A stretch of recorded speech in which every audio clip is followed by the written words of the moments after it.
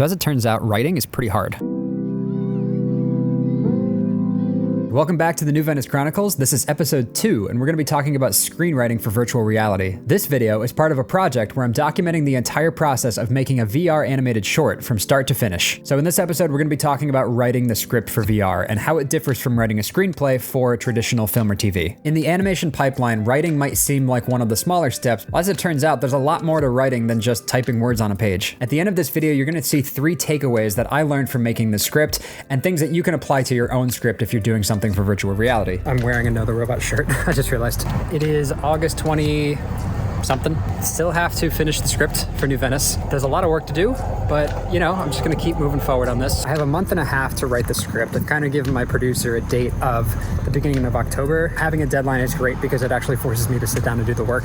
So this is the part of the process that I've kind of been putting off for the longest time. I am really looking forward to the animation process and the character design and the art, but this is the hardest one for me. If I can get over this hump, it'll be happening from there. This story is a love story between 2 robots. It takes place in the city of New Venice, a city that is inspired by what the 1920s envisioned the future would look like. So think of movies like Fritz Lang's Metropolis. The first robot is named Ducky. Ducky is a stoic, cool robot that is on a mission to find something in New Venice. The second robot is named Clara, and she's more of a wild card, but she's looking for her missing arm. As you can imagine, the robots enter the city looking for one thing and end up finding each other and falling in love. But as the story progresses, the characters will have to choose between what they found in each other and what they came for the city to look for in the first place. So I did some writing today.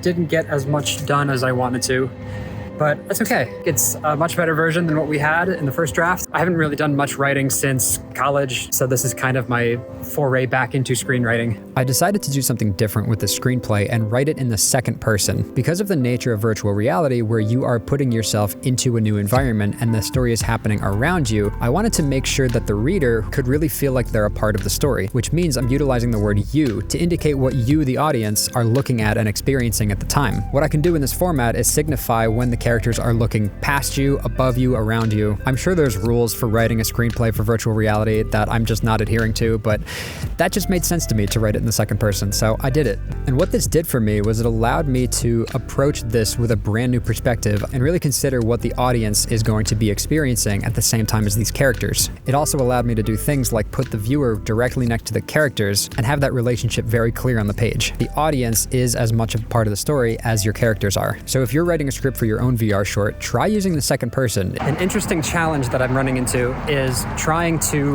write this script without any dialogue. Try to figure out how to get these characters communicating with each other through gestures and staging and blocking and things like that. I think it's coming up pretty well. We'll see. It is October 20th, 2023. I just finished the script today, like an hour ago. I'm pretty excited. That's kind of cool. It's taken me a long time to get here, a lot longer than I thought it would, honestly. So you might be asking yourself, why am I filming outside under a tree? I'm actually visiting the town that I went to college in. I wanted to come back to the town that I started the original animation and finish it here because it just felt right. This project is so personal to me that in revisiting this project, I ended up unearthing some kind of not so great feelings. When I came up with the animated short, I was in college. One of the big themes in the short is about loneliness and isolation and finding connection with someone during a dark and difficult time. I wrote this when I was in a spot mentally that I wasn't operating 100%. I wasn't really sleeping that well. I was in college. I've been putting off this part of the process because it's the most personal for me.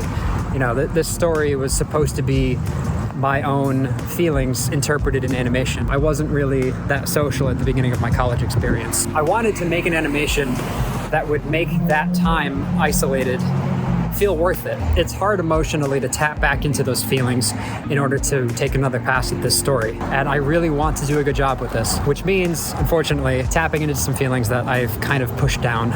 You see, when I wrote the original animation, I had just gone through a breakup. And I was really channeling my energy into creating the original short, and I used that as kind of a catharsis to get over my heartbreak. It's hard when you're writing a love story and experiencing heartbreak at the same time to not have those feelings overlap. Of course, it starts to rain when I talk about heartbreak. It's been really cathartic for me to come back here and understand what I was going through at the time and kind of, forgive myself for going through all that. Sometimes I look back at my time in college and I felt really sad a lot of the times, and I didn't really need to. I had friends, I had things to do, but oftentimes I would just choose to isolate myself and go through it on my own, and it was really hard for a long time for me to reach out for help. I definitely felt that coming back here to this town. I felt it was important to include in this episode because I wanted to show how vulnerable you have to make yourself in order to make something authentic, but you can use those emotions to fuel your story forward. And the best part is, it's authentic to you. I really wanted to be honest about the writing process because it's not easy. It's really hard for me to put feelings into words. I kind of just work better. See, it's hard. I'm definitely more of a visual person. A lot of the art that I make is no dialogue, no words to go with it. Words are hard for me, if you couldn't tell. So I wanted to share some takeaways that I learned when I was writing this script and adapting this story for VR. Number 1.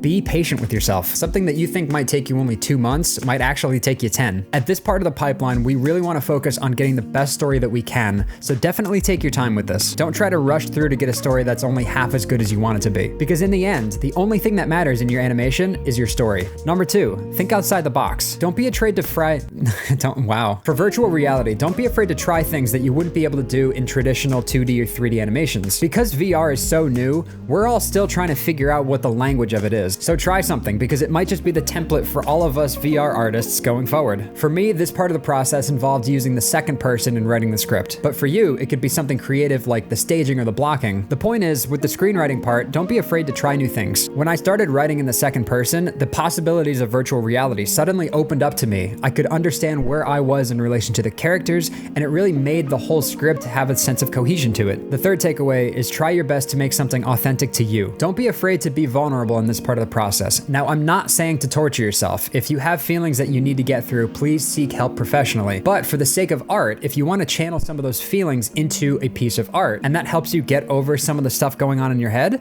do it. In my opinion, as important as screenwriting is, there's one part of the process that is most crucial to getting right for your VR project, and that is the art design. This part of the process involves concept art and environment art. And in the next episode, we're going to be talking about that more in detail. So if you want to see the next episode, make sure you're subscribed to the channel and tune in next time. Thanks for watching.